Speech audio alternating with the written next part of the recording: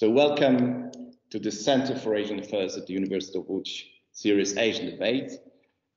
Today with Una Berzina-Cerenkova and Marcin Kaczmarski, we will discuss China, Russia in post-Soviet space. This is a very hot subject. We all know we see the dark side of international politics at the moment in Ukraine, Russian invasion. So briefly, let me just introduce the project. This project is sponsored by the Ministry of Education and Science and supported by Pulaski Foundation also and Radio, which is a media partner. This project, as I said, is conducted by Center for Asian Affairs, the university-based think tank that consists of specialists proficient in Asian languages and extensive practical knowledge and experiences. We publish monthly monitors. You can find everything on our webpage. But let me just start with the brief overview of what we currently see in Ukraine. Of course, we focus on the international community focuses on Russia, Ukraine, NATO, the United States, European Union are kind of collective actions towards what we see here in this part of the world.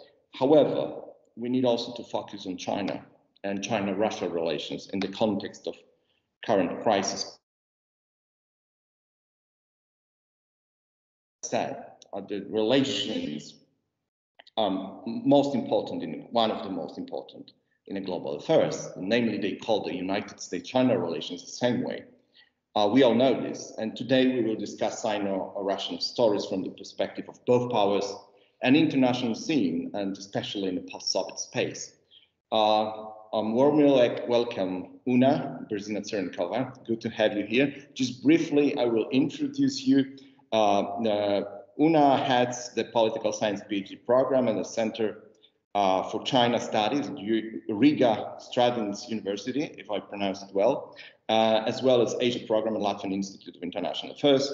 Una is a member of China in Europe Research Network, a European think tank network on China, and she was Senior Visiting Research Fellow at Fudan University School of Philosophy and Fulbright Visiting Scholar at Center for East Asia, Stanford University. She's also a member of China Observer, right? And Merits, as far as I remember from reading your bios from web pages. And Una focuses on China politics as well as China-Russia relations. So welcome to this episode, and I believe that we are looking to have a great debate ahead. Marcin Kaczmarski is a lecturer in security studies at the School of Social and Political Science. He's based at Central and East European Studies subject area, and his research focuses on Russia-China relations, Russia foreign policy and security policy, comparative regionalism, and the role of rising powers in international politics. He's an author of Russia-China Relations in a Post-Crisis International Order, published by Routledge 2015. So welcome to our meeting. And briefly, I will start with a very general question to both of you. What are the strong and weak points of Sino-Russian relations? We all know the history. We know the history of Chairman Mao in Moscow in 1949-1950, when they signed this mutual treaty of friendship in February. We know all these up and downs. What's your assessment of the bilateral relations? Una, the question goes to you, and then Marcin, I'd be happy to have your take on this. Excellent, thank you, Dominik. And first of all, it's a pleasure always to listen to you and to listen to your analysis and to debate with you. So even though you are playing the role of the host today, it's always wonderful to hear you as well, and it's an honor to be here with Marcin as well. I hope Marcin will cover more of the history part, but when it comes to the assessment, actually, I prefer the term perfect imbalance to characterize the Russia-China relations, and that is also the name of my book that is just coming out. And why is it the perfect imbalance? And it is not some sort of a conundrum or some sort of a concept that doesn't exist. It's actually a very applied concept. It comes from the gaming industry, and it means a situation where when you're designing a game, developing a game, and you have these players where one of them is objectively stronger, but you design the game in such a way that the other player has leverage so that everybody keeps playing. And I think it's a very good concept because it means that these two players, they don't necessarily share long-term goals, but because they have this leverage over each other, they can work to achieve certain goals. And they don't have to be symmetrical to have a relationship. I think oftentimes the word we always use, I mean, Dominik has written about the asymmetry a lot, right? I think you, how many was it? 12 asymmetries or something. Your classic article on the relationship with China, and but that was of course about Europe and China. But still, my point is that sides don't have to be symmetrical to interact and to work together and to have a relationship.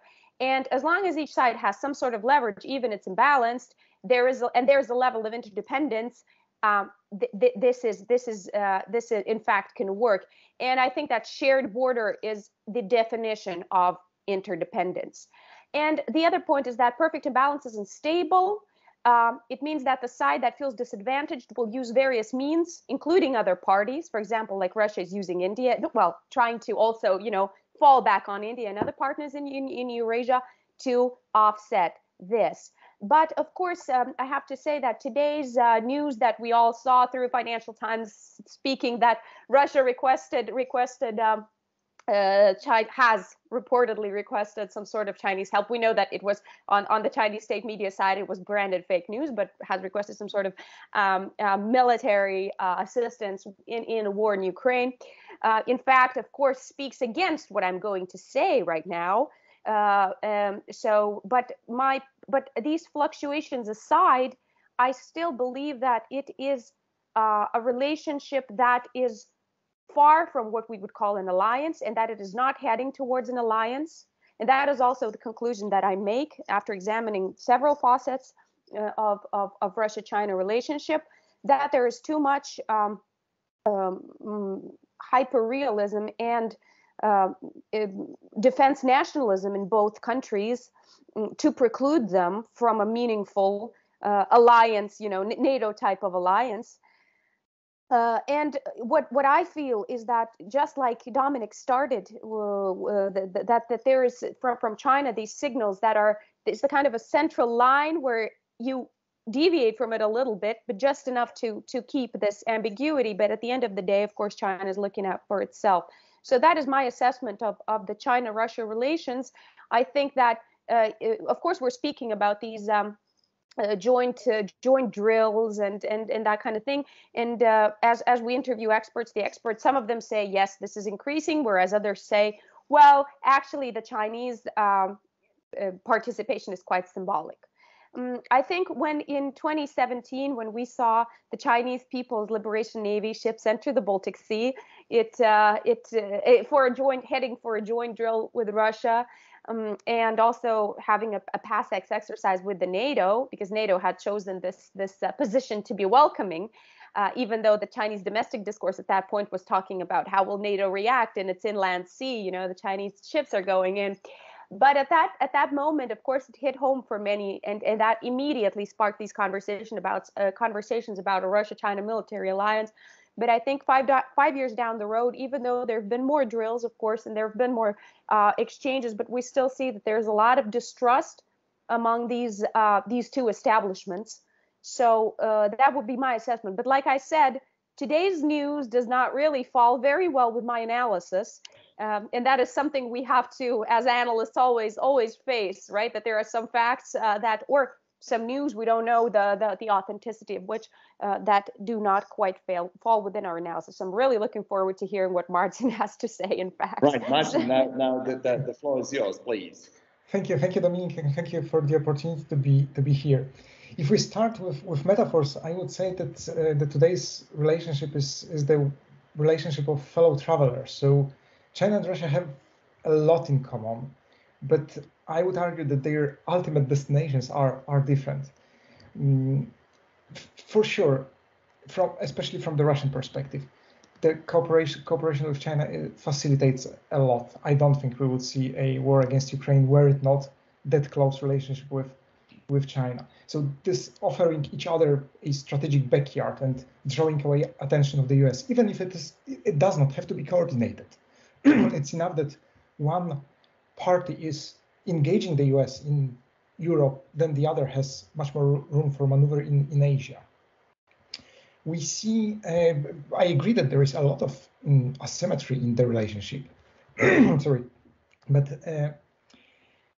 I would say that it is not that much of distrust between Russia and China. It's rather China's unwillingness to commit fully to Russian aims. Because even if we look at the geography of military exercises, China had a perfect opportunity to demonstrate its support for Russia last year if it had chosen to participate in Vostok or Zapad 21, the West 21 military exercises that Russia conducted. Instead, China pushed Russia to for the Russian troops to join the Chinese troops in the Chinese territory. Russia, in turn, took part in joint air patrols around Japan and South Korea, took part in the joint naval patrol, which does not help Russia a lot in its policy towards Asia, which always, from Moscow, always claimed that it wanted to diversify its policy in Asia, that it wanted to maintain relations not only with China, not to be dependent on China, but as Una said, to keep Vietnam, India, to keep Japan and South Korea in its circle. But we see that this asymmetry is diminishing Russia's room for maneuver. I agree that it is not an alliance, that it's not going to be an alliance soon, especially an offensive alliance with both states supporting their most aggressive.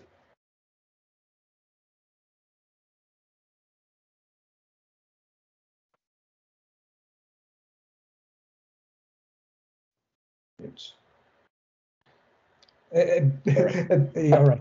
At the same time, I would say that Russia, being in a weaker position, will have to make more concessions, especially after what I think we can assess as underperformance in the Ukrainian conflict, with the conflict with Russia's intervention in Syria.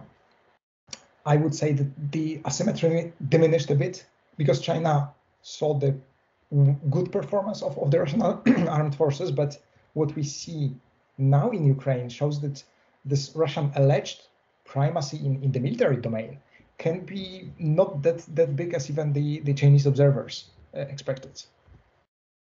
So I would stop here. All right, thanks for this. I mean, this asymmetry, and I think Zbigniew Brzezinski perfectly described this, saying that once Russia goes together with China, will be a junior player. And of course, as Una said, this asymmetry does not necessarily play a critical role in both sides' relations. However, I think that the Russian policymakers should take this into consideration. Once they go too far, China will be the only single so-called friend in the international politics. And once Russia is isolated at the moment, for the Chinese leaders also, it's a big headache how to convey the relationship with such an isolated player. But let us go to the Chinese perspective, Una, and how do you see the Chinese perspective on the role of Russia in China's overall foreign policy? Both declared they need to diversify sources. They have different levels, especially the China recently under Xi Jinping created a new concept of 首脑外交. The leaders, the head of state's diplomacy. So how do you find Chinese perspective here, please? It's excellent that you actually mentioned the leaders' diplomacy, because that was one of the threads I was going to pull here. Well, first of all, I would like to say the example that I prefer when I speak about how how China sees Russia is the word veteran, the veteran power, which is, if you come to think of it, it's an extremely clever way. On one hand, it sounds respectful. But on the other hand, the veterans are the people who used to be very good at something, but not anymore, right? We respect them out of this. And of course, we also know that sometimes China would say that Russia, in its technology, 吃老根, it eats the old roots, it's not innovating. And there's some cooperation to be had there. For example, in space, there's this, in human spaceflight, there's apparently, I'm not a professional in this domain, but my interviews and my research has kind of shown that there is a certain level of things you cannot buy with money. And that's, experience. It's something that the Russians have been paying for in blood, sweat, and tears for decades. And they've really established some protocols and some practices when it comes to, for example, maintaining human or any kind of life in space. And it just doesn't make sense to throw money at the problem. Rather, it makes sense to copy these practices in a way, right? So there can be, of course, even with this veteran, right, non-innovator, there still can be something that you can learn from them. But that aside, so to go, but and I think another very important thing that China enjoys about Russia is that it's annoying the West. I think a lot of outputs from Chinese spokespeople and the diplomatic faces that we saw during the offset of Russia's war in Ukraine pointed towards some sort of a, this content towards the U.S. That first of all, of course, the premise that everything that Russia does is because the U.S. Created this Cold War, quote unquote, kept creating this Cold War security architecture in Europe that Russia isn't happy for. We already saw that in the Olympic statement, right? And that was something we immediately noticed, even though it was before the invasion. So this idea that Russia is annoying, and of course China's vision of the West differs a little bit from Russia's, because Russia sees the collective West, Zapad, right? That's why the exercise, right? It's called Zapad. So Западные силы, the Western powers are doing, whereas China differentiates quite strongly between the United States and the others. But this idea that Russia is annoying to the West is something that China is finding sympathetic. But now to these, but if we look deeper, actually, if we look at the interactions between China and Russia and how they, the official narratives they put out there, which speak about the relationship, there are three very distinct narratives when it comes, to official statements, leaders' exchanges, blah, blah, blah. You see three things. You see this personal friends narrative, Dominik already alluded to. You see the added value cooperation narrative. I will talk about it if you let me. And also the talking past each other Eurasian connectivity narrative. So let me just quickly, not to take too much of the time, but just quickly, show all three of these. So the personal friendship narrative. We've all seen these pictures where you have Xi Jinping and Vladimir Putin drinking together, taking a ship down Neva River together, making pancakes together, watching ice hockey, all these, something that was maybe a little bit tastelessly, but quite memorably referred to in the Western press as the bromance. And that is indeed, I think maybe that's a wider authoritarian thing. You take the leaders who are here to stay and who've been here for years already, you take them as these symbols of the friendship between the nations. So some colleagues say it is a socialist thing. I think not necessarily. I think it's an authoritarian thing in general. It's a nice because the leader is being shaped in other domains to be this representative of the nation. We remember this crazy psychological effect when people are shown films about Putin's wealth. They're saying, well, at least it's our guy who has the wealth, right? So you associate yourself with that authoritarian leader. So that's being played here. That's one thing, and that's absolutely clear. This goal, and that falls into the Chinese, personal friends, leaders diplomacy that you mentioned. The second thing is that, of course, there's still, even though the leaders are baking pancakes together, still, what the Russians are afraid of. They are afraid of China coming after Russia's resources, cutting off the forests with very little to no supervision locally, pumping out everything from the Russian lands. And so the Chinese side has established that this is something that's of extreme sensitivity for the Russians. And every time Li Keqiang speaks about cooperation with Russia, he goes, we want cooperation and innovation. We want high added value. And then all the keywords that you would expect, everything that ends in tech, high tech, med tech, and it's wishful thinking, of course, but they're really pushing to show the Russian public that this is what they're thinking about, rather than just logging all the forests down. And the third thing that both countries, the way China sees and shows Russia, is this Eurasian connectivity narrative. But that's a tricky thing, because it actually I think if you ask, I always do this with my students. I guess you do it too. I ask them, so what's the biggest country that's a member of the Belt and Road? And they go, Russian Federation. And I go, wrong.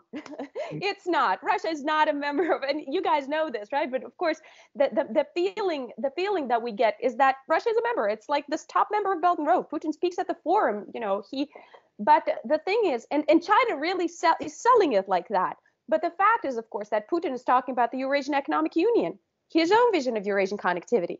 And also the fact is that China is trying really hard to circumvent Russia, to find other ways for Belt and Road that do not involve Russia or do not necessarily involve long chunks of Russian territory. So even though the narrative is about joint Eurasian connectivity, the reality is that on the narrative level, they're trying to reconcile the stories, but in reality, they have two very different visions. I'll stop here. Right, thanks. Definitely a lot of issues here, as you mentioned, the leaders' diplomacy plus different vision of Eurasia. Marcin, from the Russian perspective, how do you see the China itself, and what is the role of China in Russian foreign policy? Russian strategies, please.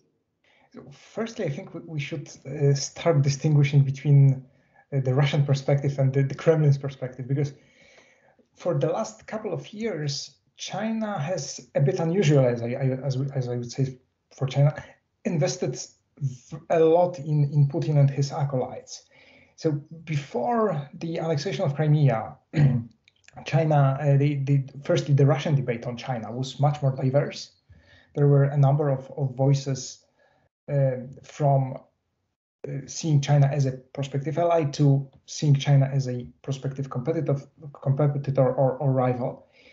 After 2014, the China skeptic narratives have almost disappeared from the Russian discourse.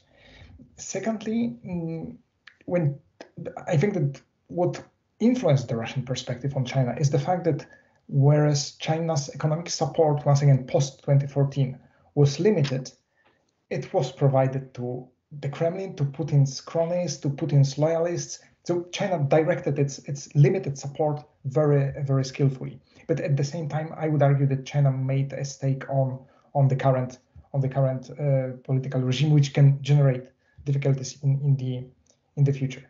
But coming back to the relevance of China for Russia, it is for sure the most important partner, and the partner which facilitates Russia a lot. As I started, Russia's maneuvering vis-a-vis the West, Russia's ability to resist Western pressures after 2014, owe a lot to the support of China, especially political and strategic support. So the turning point here might be 2017, 2018, when the US-Chinese relations changed from the mixture of cooperation and competition to open rivalry. But what's interesting, Russia has not capitalized on this opportunity. It did not reach out to the US. On the contrary, Moscow seems to have chosen to deepen its cooperation with China, and on the basis of this cooperation, to try to extract more concessions from the US, and the Russian-American relations worsened. There is an emerging current, which we have seen a little recently, for instance, in the pronouncements of Alexander Lukin from the Higher School of Economics, but previously working on China in MGIMO, the key Russian international relations oriented university. Lukin started recently talking about the dangers of Chinese nationalism for Russia, the dangers of wolf warrior diplomacy for Russia. So far, I would say that his voice is isolated, but it remains an open question for me. Does he speak only for himself, or does he voice broader concerns of certain parts of the Russian elite? For a number of years, as Una mentioned, the military used to be skeptical towards China. The domestic security services like FSB, they also were skeptical towards China, partly because of their tasks like the protection of the border, but also because of fears of China's technological primacy being used against Russia, and China becoming capable of seeing through Chinese security services becoming capable of seeing through Russia.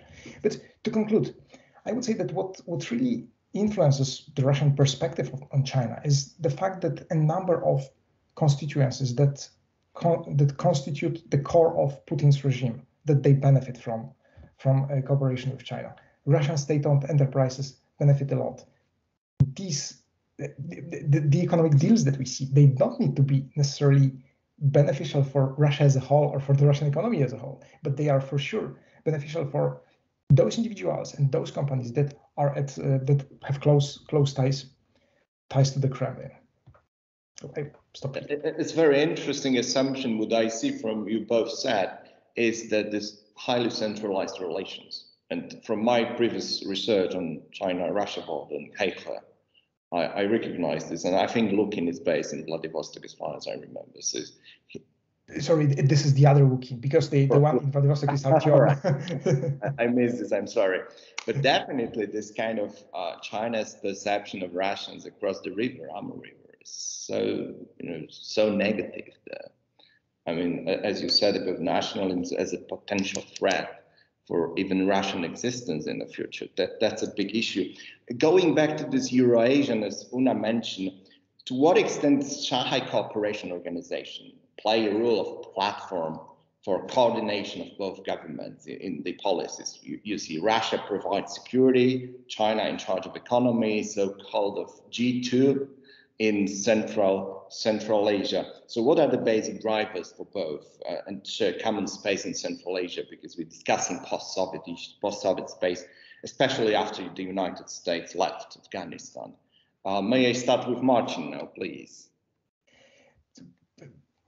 I would say that the Shanghai Cooperation Organization is the site of constant tensions between Russia and China, and the fact that the organization has achieved so much in more than 2 decades of its existence also demonstrates that this lack of consensus on what it actually should be and what its primary functions should be can explain why it has achieved so little. As I understand the Russian perspective, it is still about making the SCO into a global symbol of multipolarity, the challenge to the Western dominance, the demonstration of Russia's capacity to gather a number of non-Western powers under its aegis. And this is how I would also explain Russia's insistence on broadening the Shanghai Cooperation Organization to include India and Pakistan, because this enlargement hasn't helped in the efficiency of the organization, but for sure it created the impression that the organization is much more dynamic, that it is attractive to other states, also states which claim to be democratic as India.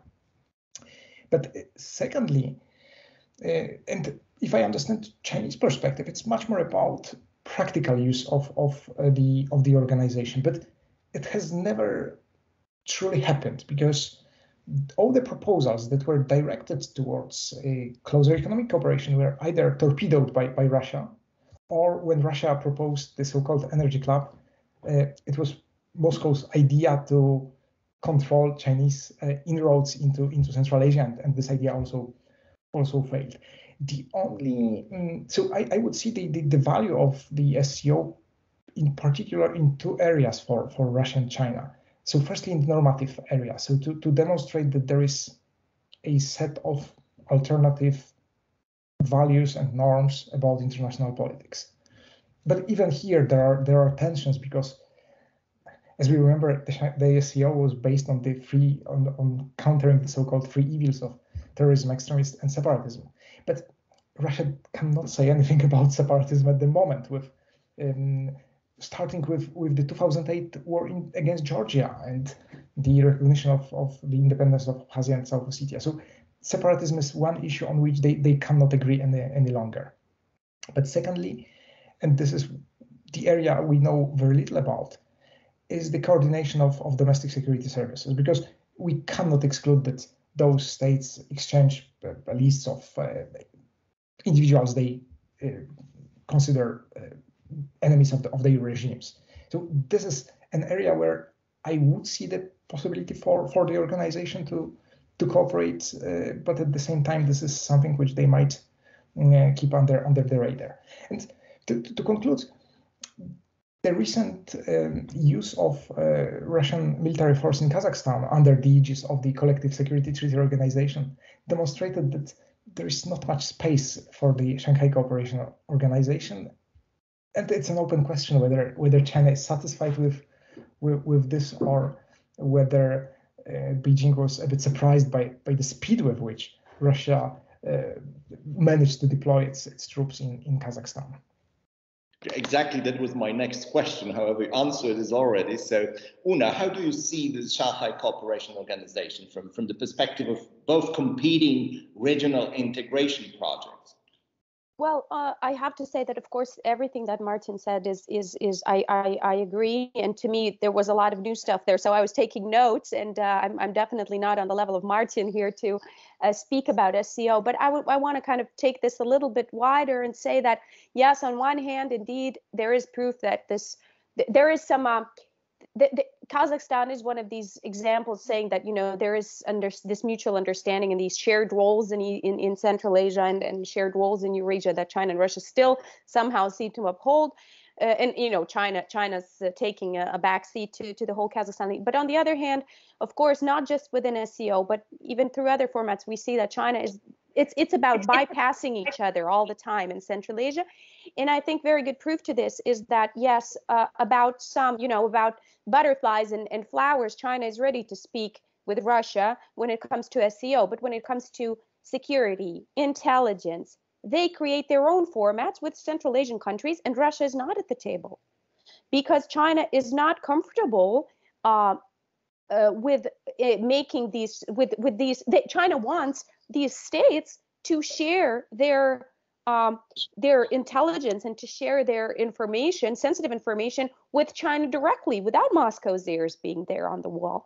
So I think that's also and that is, and of course it goes without saying that Russia's been doing the same for years. So of course I completely agree with Marcin's analysis that this is kind of this normative and this symbolic display to the organization.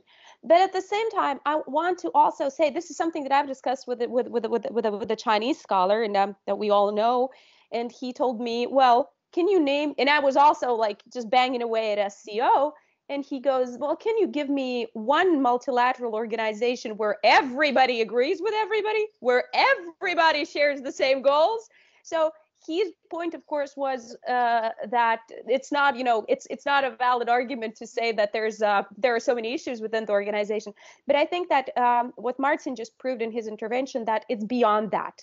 It's really about lacking a substantial agenda. It's about the fact that even the three basic points on which cooperation was built to begin with, one of them doesn't apply. So, but at the same time, I think what is important for both China and Russia is that they keep these they keep these formats open. They still meet within them, and when Russia and China say that stability in Eurasia matter to them, in between them, right? And let's again forget the fact that Russia is occupying Ukraine right now and is waging a full-scale war in our neighborhood. But I kind of think that at that point in time, they say that stability in Eurasia matters to them. I believe them. And I think that, in their own perspective, right? And I think that SCO for both of them is somehow a faucet, a channel to communicate without necessarily big goals, right? So that's my completely uninformed reading of the situation based on Marcin's very informed intervention. Right, that's a very interesting, that the Shanghai Cooperation Organization, from the very beginning is a kind of a symbol that both can provide a different type of norms into international politics. However, at the end of the day, as you said, Una, there's a question: what is there? I mean, what is reality there? And also that they'd like to communicate, find another channel to communicate in the crisis, in the time of crisis. Sometimes, as we probably experience this during the Kazakhstan political changes. Marcin already answered this question, so I will go to Una, because post-Soviet space is a big area. It's not only Central Asia, it's not only Ukraine, but also Baltic states.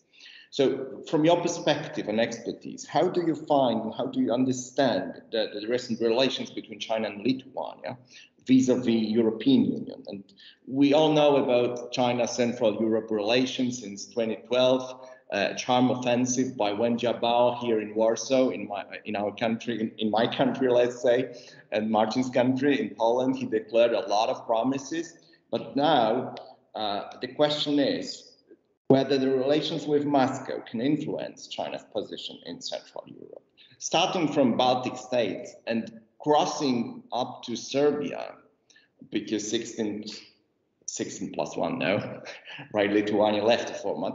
What are the takes here, please? Yeah, that's a very multi-layered question that you asked. So I'm going to probably approach it from like three sides, three paragraphs. And first of all, I want to give a bit of background on 16 plus 1 and the way that, because you started with that, right? And you asked about the charm offensive. So I think we see three very distinct periods to 16 plus 1. We saw indeed the beginning of Wen Jiabao's 12 friendly initiatives and all of that. And when it came to the Baltic states, of course, it did sound like an opportunity. It made business sense to diversify away. I mean, you guys know that we used to be heavily reliant on transits from Russia, so the east-west route. And of course, all of our infrastructure, and I'm talking about all three Baltic states, was geared towards that. And I'm talking, Latvia has 3 ports. We have a country of under 2 million people, and we have 3 ports that are heavy-duty ports. Then, of course, the railroad infrastructure as well, right? It's linked. It's 1520 gauge, so that's the Russian gauge. So it made sense that when China showed up in the region, that, okay, this is our chance to diversify, to use this, especially against this narrative of Eurasian connectivity, because in fact, the Baltic states have long been thinking about how do we play our, we're the bridge, you guys probably have a similar thing, right? We're the bridge between East and West, we can play, how do we do this? Right. and then what we always forget is that when there's a war, the bridge gets bombed first, but that's beyond the point. So basically, and that was the first period of optimism. And that period, I think, roughly lasted until maybe a little bit after the Riga summit, the 16 plus 1 Riga summit in 2016, and maybe a year later. Everybody kind of was working towards it, was thinking. There was a 2015 meeting in Sujo, there was a 2016 Riga summit. It's coming. It's going to happen. The logistics thing. And of course, but I have to say here, the Baltic states were always very strict about the EU regulations. So it was no to Chinese loans. We don't need loans. We have EU financing. We cannot give you guys any promises when it comes to tendering, right? So we cannot say that there's going to be a Chinese component. So, but aside from that, let's see what can be made. Maybe there's some FDI. Maybe there's some exports that we could, push your way, that kind of thing. But starting from 2017, gradually, this feeling changed to a frustration that nothing's really happening. None of these 3 priorities were really, taking any shape. Yes, of course, export did grow, but in objective terms, it was a drop in the ocean. So, and then on top of that comes 2018. US is harder on China. There's the trade war. There's the political risks, because we're super transatlanticists, as you know, because the US is the guarantor of our security here. So then there comes this reckoning that this is also about choices, about who you stand with in a wider game. And against the backdrop of not having any real cooperation, this is when the third period starts, the period of kind of, basically, the song has been sung, no more cooperation, and that's 2018-19, and also now to answer your second question about Lithuania, what happened and why? If I just up to this point, I've been saying that these all developments were the same across the Baltic states, then what puts Lithuania aside, what makes it, why did it pursue this policy that the other states didn't? And I think we have to look to domestic factors. First of all, Lithuania had a couple of scandals with People's Republic of China that the other two Baltic states did not have. Some of them were symbolic. For example, Chinese tourists breaking down at the Hill of Crosses. Lithuanians are Catholics. You guys did that too with them, I think. Well, basically, you share a history. So they have this very strong Catholic monument of resistance to communism, basically, which is called the Hill of Crosses, Krzyżu Kalnas. And there was a video of Chinese mainland tourists breaking down a cross that said, we stand with Hong Kong. And of course, for Lithuanians, that was like fire in the bushes. This was personal. So very strong anti-China sentiment. Another story was when the Chinese embassy in Vilnius crossed a red line and organized an anti-protest when the Lithuanians were protesting China's actions in Hong Kong. So again, overstepping. Nothing like that happened in the other Baltic states. And then at the end of 2020, you had a new government in Lithuania with a very strong value-oriented policy. And they were like anti-authoritarian message, let's not of course, it was also coupled with events in Belarus after August 2020. So no to cooperating with authoritarians, Belarus, Russia, China, and let's get the hell out of that 17+1 because it never really gave us anything. And it's just against our principles. So these are the domestic developments.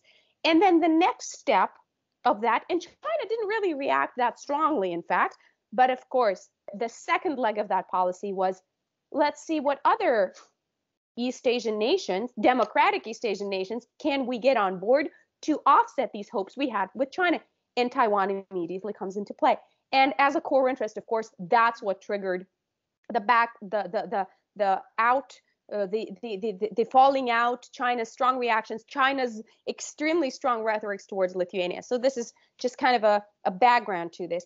And now just to the third question, that the third part, basically, how is that now with the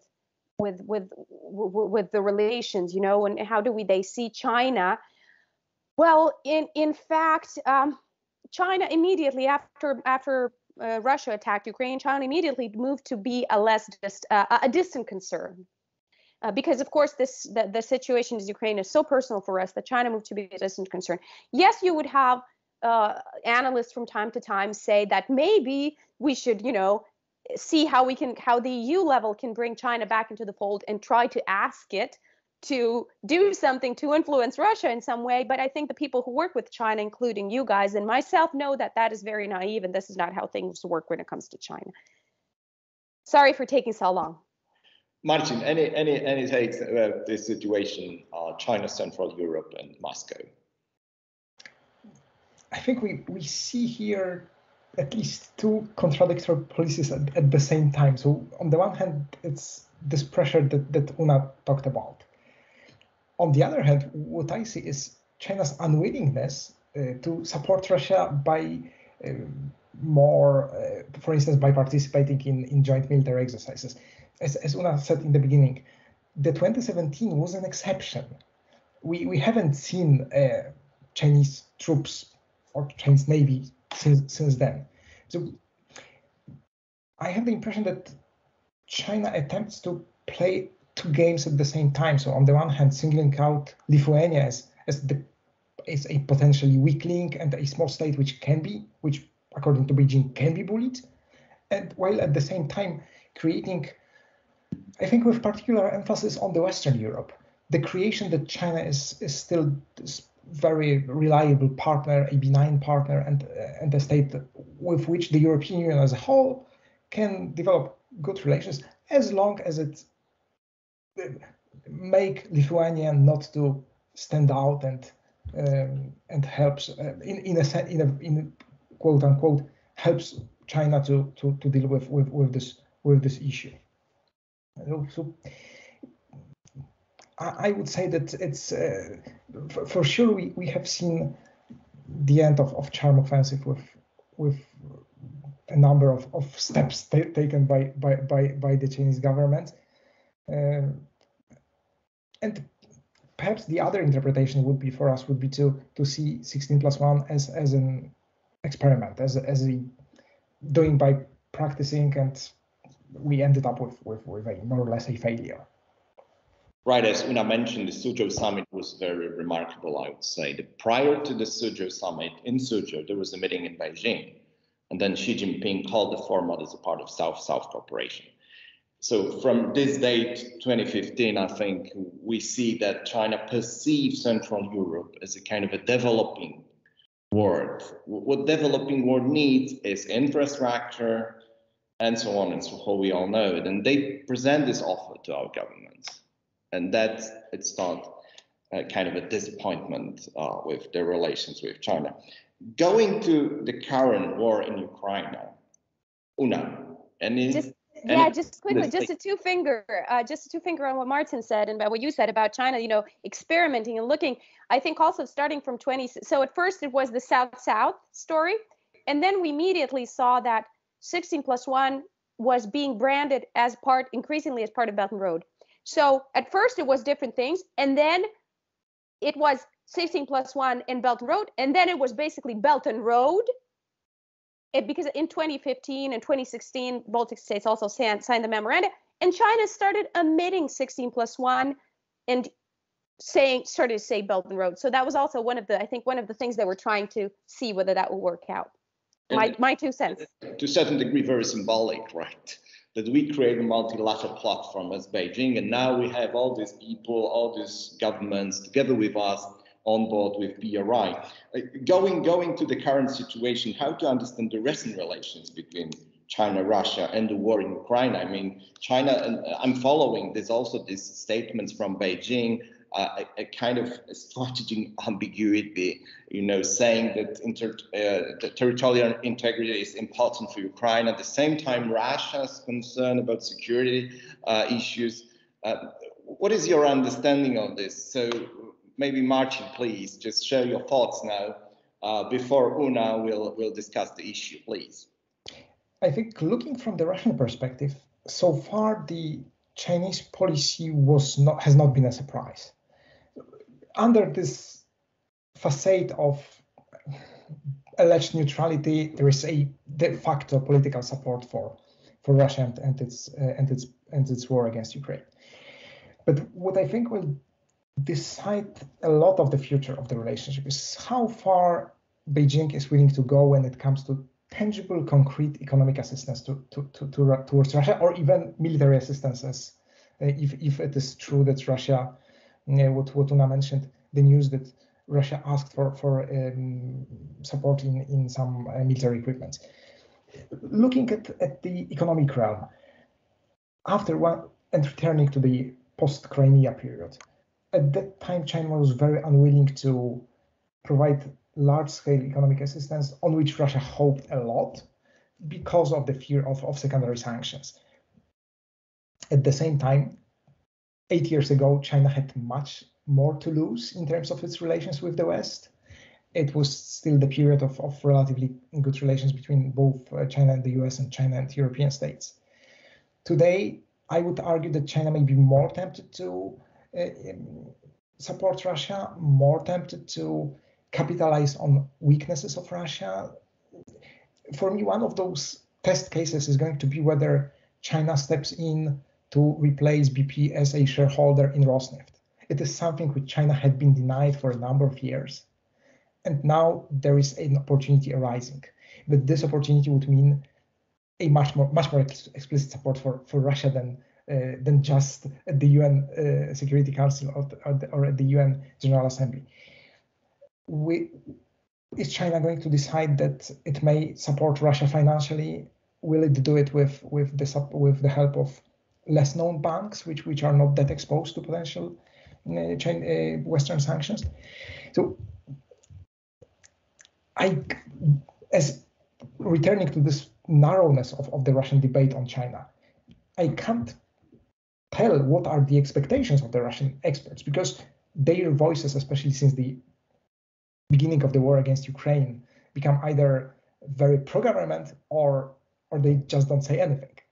So we cannot, in this sense, we cannot trace the current debate in Russia on what kind of assistance they expect from China. But my point would be that further attitudes of China towards Russia and the scope of potential assistance can define the relationship for years to come. Well, Una, please. Oh, actually, I have nothing to add. I've just enjoyed Marcin's analysis. All right, but anyway, taking a bigger picture, today in Rome we have a meeting between American top diplomats and Chinese Yang Jiechi, Sullivan and Yang Jiechi. So, Una, how do you see, because bilateral relations are also kind of a game between US and China at the moment, or we can call it game. So how do you perceive this current situation in Ukraine and future Chinese position in the bilateral relations with Russia in the context of the next sanctions that are on the table in Washington against China?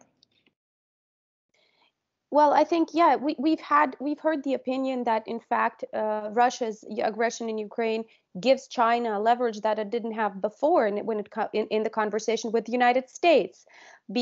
And of course, we've also read some articles by bloggers in China who have said, oh, well, now you suddenly need us, huh? You think we can help you? Well.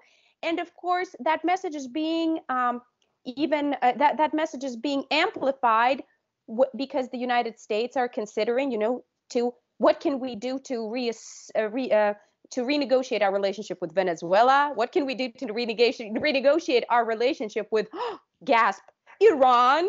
Yes, we hear these things. So for China, maybe it suddenly seems that the situation is so dire that the United States are really ready to walk back on some of their extremely strict stances just to be able to leverage Russia in a way, or and especially to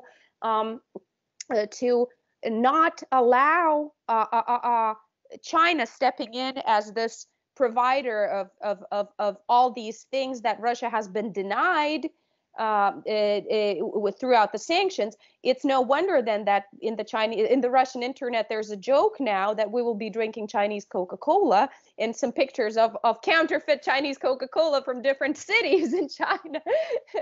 So I think that China understands this now, but again, whether they will follow this logic or there is some sort of another, so we will. I think the conversation, this conversation, will definitely show more about China's position, and of course, also the some of our colleagues have said that in fact this leakage of Russian requests for military assistance, in fact, is nothing but a fake in order to push China to take a stand. To push them out of the strategic ambiguity, as you said, and whether you're doing this or you're not doing this, comment this somehow, right? So it could be. I mean, it's hard to say. Of course, it's kind of just entertaining to think about these scenarios. But yes, one thing is absolutely clear, that the Russian invasion in Ukraine has made the U.S. start to rethink, what do we do with China? And I know you asked about the second round of sanctions and all that. So I think that China has this calculation in mind. Of course, I don't think we're going to see another ping pong era coming, yes, and another recent policy come into play. But I think that, let me put it this way, that within the next year, just following which way U.S.-China relationship develops is going to be interesting.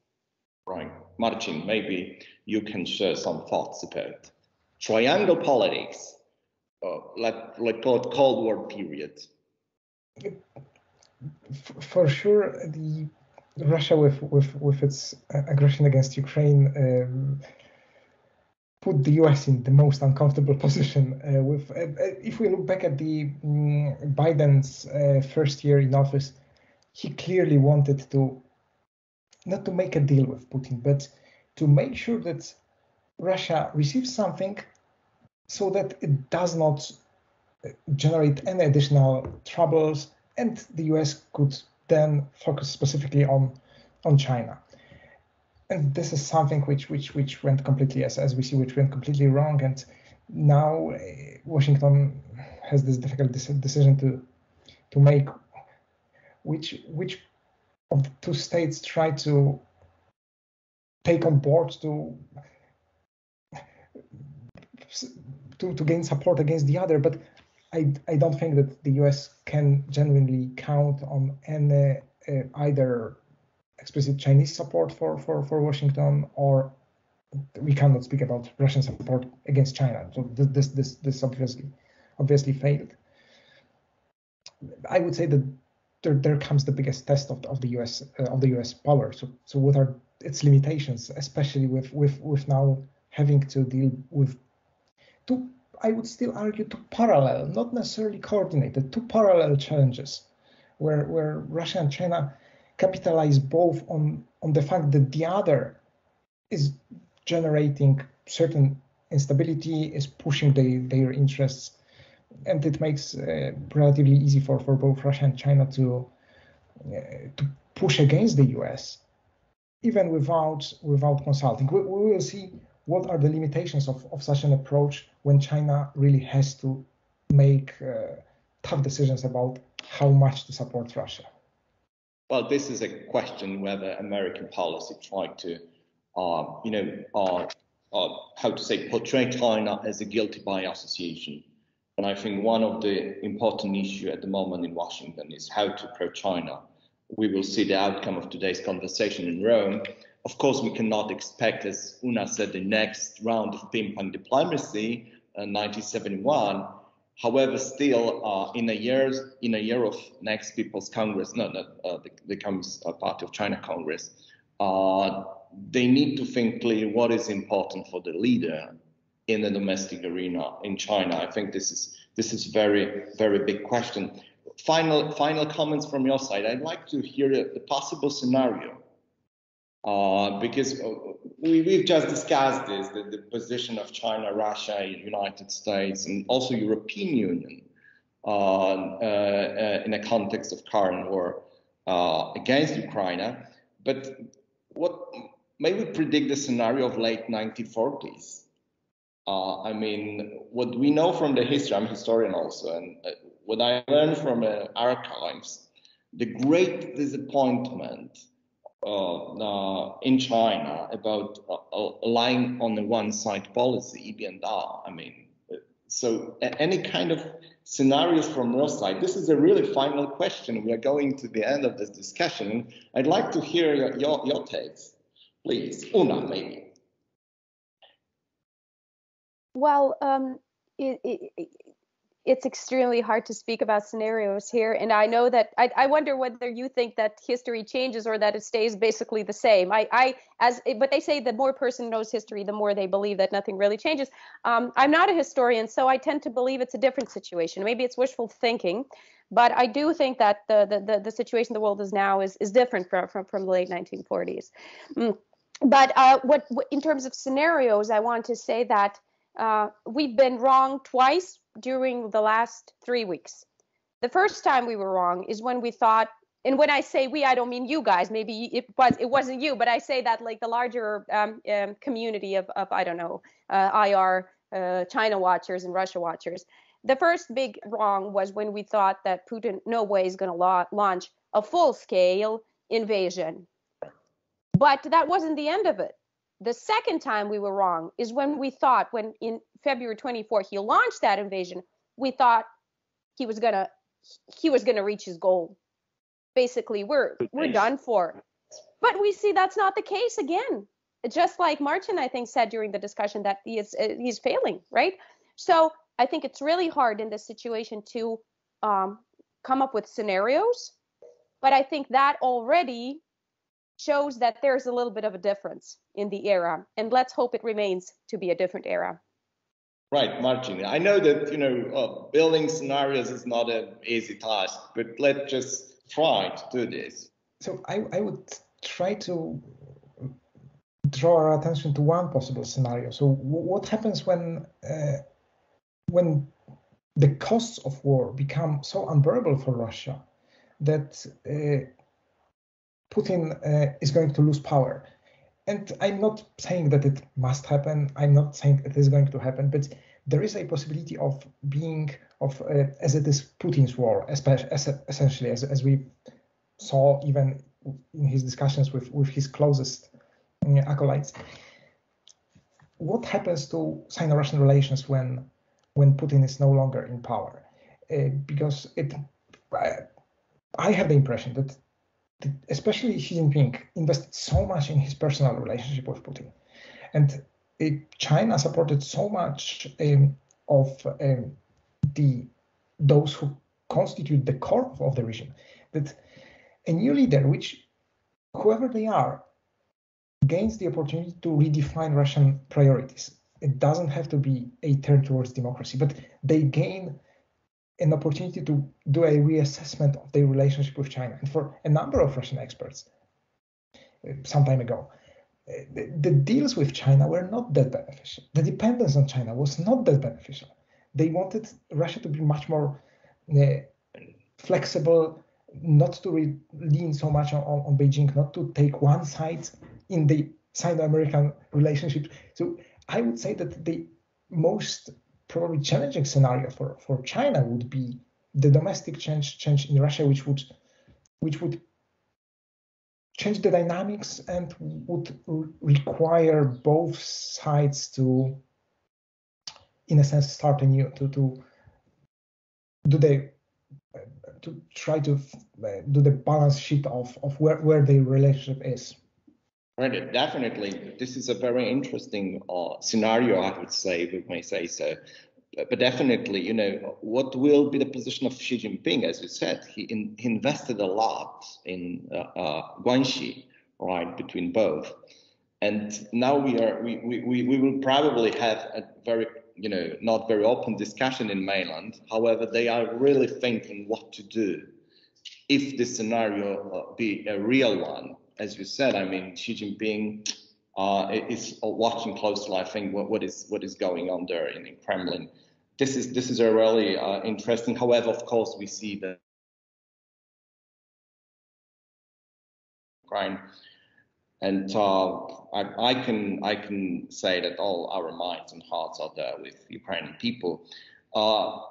Thank you for this interesting and informative an hour that we debate the Sino-Russian relations and possible future scenarios also in both sides' relationship and in post-Soviet space. Thank you, Una. Thank you, Marcin, for your time and contribution to our University of Lodz Asian debates conducted by Center for Asian Affairs.